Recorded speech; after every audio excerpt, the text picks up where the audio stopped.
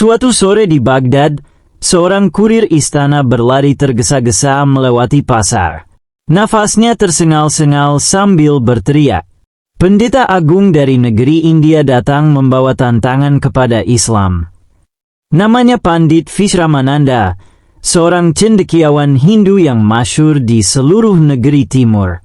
Ia disebut penangkap matahari karena kepandaiannya memutar logika hingga lawan debatnya terjebak dalam pikirannya. Konon, ia pernah membuat seorang ilmuwan Yunani mengaku kalah hanya dalam 3 pertanyaan. Namun kali ini, Pandit tidak datang untuk emas atau perdagangan. Ia datang untuk menguji kebenaran Islam di hadapan Khalifah Harun al-Rashid. Bersamanya, ia membawa murid-murid berpakaian safran, kitab-kitab tebal, dan sebuah kotak misterius yang selalu ia genggam. Di ruang singgasana, Harun al-Rashid berunding dengan para ulama. Pandit ini tidak boleh dianggap remeh. Siapa yang akan mewakili kita? Seorang menteri mengangkat tangan ragu. Tuanku, kita punya ulama-ulama besar, tapi pendeta ini licin lidahnya. Mungkin kita butuh seseorang yang pandai melawan logika dengan logika, tapi juga bisa menghibur agar suasana tidak memanas. Raja tersenyum. Kalau begitu, panggil Abu Nawas. Pengawal pun berlari mencari. Abu Nawas ditemukan sedang duduk di tepi sungai, memancing, tanpa kail. Wahai Abu Nawas, kata pengawal, Raja memanggilmu untuk berdebat dengan pendeta India. Berapa? Berdebat. Aku ini nelayan, bukan mulut pedang. Tapi kau memancing tanpa kail.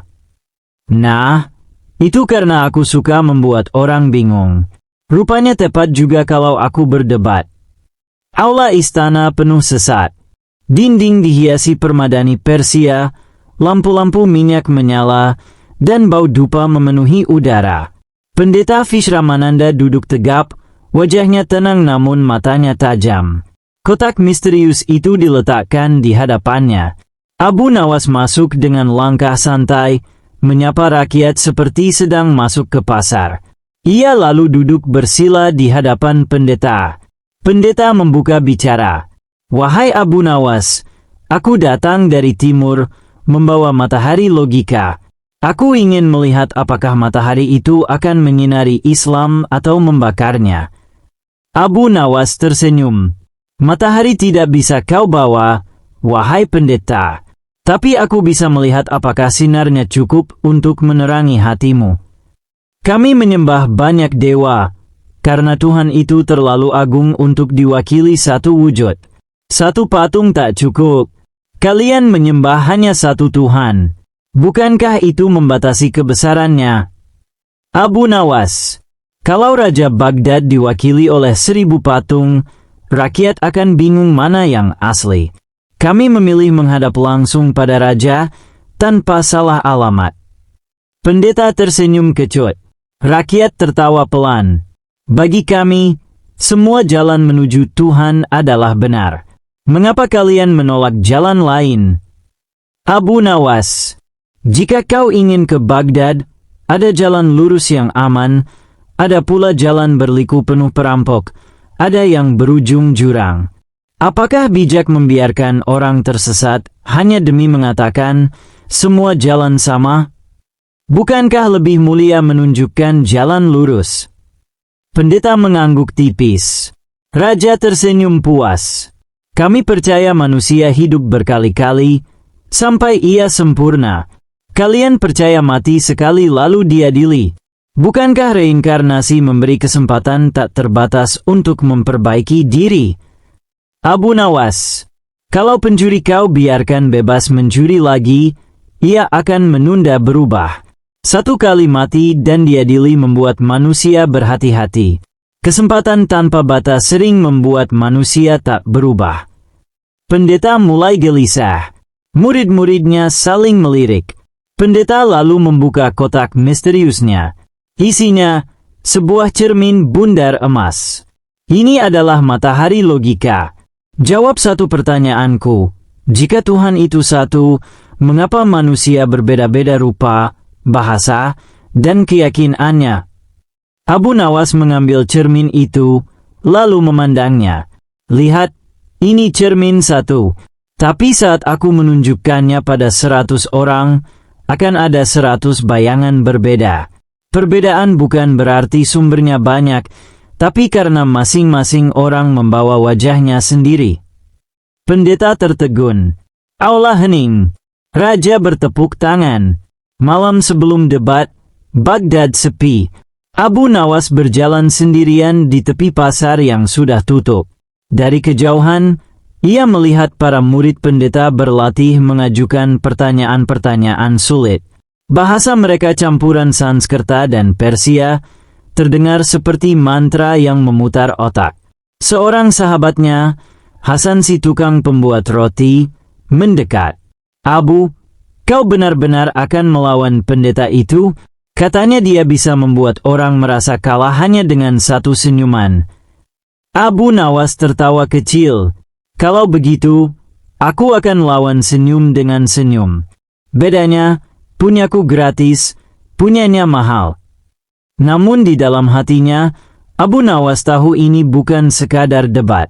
Pandit Vikramananda dikenal mampu memainkan logika seperti pedang berlapis racun, tajam, dan mematikan bagi yang tak siap. Pagi itu, sebelum debat dimulai, salah satu murid pendeta menyelinap ke tenda Abu Nawas dan meninggalkan secarik kertas. Isinya, jika kau salah jawab satu pertanyaan, kami akan menganggap Islam kalah di hadapan seluruh Baghdad. Abu Nawas tersenyum membaca itu. Luar biasa, mereka mengira aku akan gugup. Padahal aku gugup sejak lahir. Ia kemudian memanggil seorang anak kecil penjual kurma di pasar. Nak, jika nanti aku terlihat terjebak dalam pertanyaan, teriaklah, Bapak, roti bakarmu gosong, dan semua orang akan menoleh. Itu cukup untuk memberiku waktu berpikir. Aula istana kembali penuh. Kali ini, Raja memanggil duta besar dari berbagai negeri untuk menyaksikan debat tersebut, sehingga suasananya tegang luar biasa. Pendeta memulai dengan nada tinggi. Wahai Abu Nawas, aku tidak datang untuk bermain-main. Aku membawa 30 pertanyaan yang telah menjatuhkan banyak tokoh. Jika kau bisa menjawabnya semua, aku akan mengakui Islam adalah cahaya kebenaran. Abu Nawas mengangguk. Baik, tapi aku juga membawa satu pertanyaan yang mungkin membuatmu melihat cahaya yang lebih terang dari matahari. Raja tersenyum, para duta besar saling berbisik, suasana seperti menonton pertandingan final perang kata. Pendeta, jika Tuhan itu satu, mengapa ciptaannya berbeda-beda? Abu Nawas mengambil kendi air dan menuangkannya ke 3 gelas berbeda. Kaca, tanah liat, dan emas. Airnya satu, tapi wadahnya beda. Perbedaan bukan karena sumbernya banyak, tapi karena penerimanya berbeda. Tepuk tangan menggema. Murid-murid pendeta mulai mencatat cepat. Pertanyaan demi pertanyaan datang. Tentang asal-usul jiwa. Tentang mengapa ada penderitaan. Tentang keadilan Tuhan. Pada satu pertanyaan sulit, tentang mengapa Tuhan tidak mencegah semua kejahatan, Abu Nawas hampir terdiam. Pandit tersenyum seperti menang. Tepat saat itu, anak penjual kurma di belakang berteriak, Bapak, roti bakarmu gosong. Semua menoleh. Abu Nawas tertawa. Begitulah manusia. Saat sibuk dengan urusan besar, kadang lupa urusan kecil yang penting.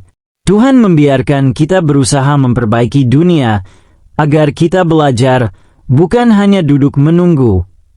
Sorak-sorai rakyat memecah keheningan. Akhirnya, pendeta mengeluarkan kembali kotak emasnya berisi cermin. Cermin ini telah membuat banyak lawan debatku kalah. Lihatlah, Abu Nawas, jika kau bisa menjawab pertanyaanku kali ini, aku akan menyerah.